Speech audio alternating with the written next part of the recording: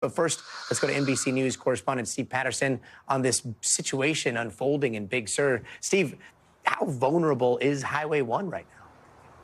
You know, Gotti, Highway 1 in that area, it seems like it's always vulnerable. And if it isn't wildfire, then it's rock slides. If it isn't rock slides, then it feels like it's mudslides. And if it isn't mudslides, then it's these slip outs, which is a really tame way to say that part of the highway is literally falling into the ocean. That's what happened there in that Rocky Creek area. And yeah, officials sure are worried about the next 2 days, because on Thursday into Friday, there is more rain coming. Rain is what saturates the ground that leads to these slip outs. So, you know, we're only expecting maybe about a ½ inch or so, but it's sure enough to cancel the convoys, as you mentioned, that have been in and out of town. About 300 people every day from 8 a.m. There's one there. And then 4 p.m. there's one there. They're shutting those down until Saturday just for about a ½ inch of rain, because they're worried about the structural integrity specifically of that part of the highway. It is a concern and something for people to worry about, of course, as officials are doing all they can to get repairs going. Got it? Repairs on a road where a detour in that area will be like 3, 4, 5 hours just to go around. Yep. And this isn't the first time Highway 1 has been closed because of slip outs, right? This has been a problem for a while.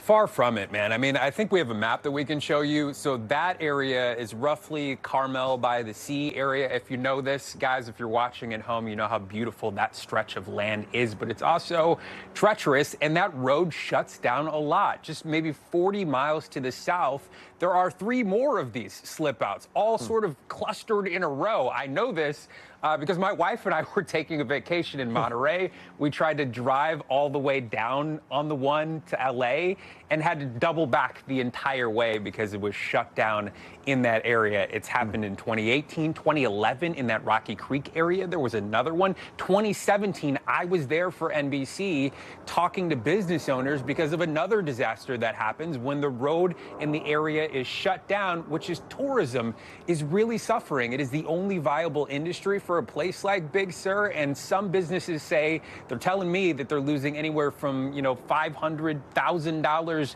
every single day to even more than that when it comes to the state of California. So it is a huge concern and a huge hassle, and more than that, it's cutting into people's livelihoods as well, Guy.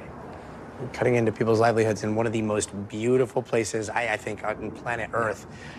In February, we saw some dramatic images of luxury homes a little bit further south, or actually a lot further south, literally hanging on by the edge of cliffs after all of this rain. Are we seeing a lot more of this kind of stuff, or are we just more aware of them when they happen these days?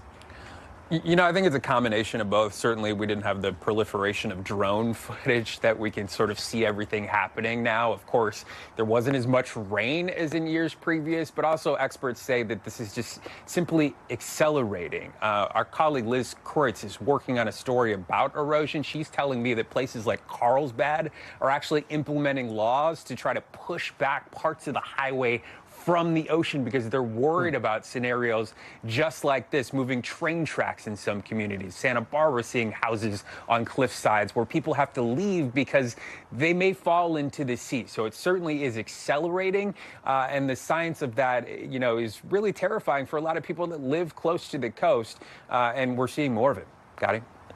Nothing permanent about a coast these days. Steve Patterson, thank you so much. Thanks for watching. Stay updated about breaking news and top stories on the NBC News app, or follow us on social media.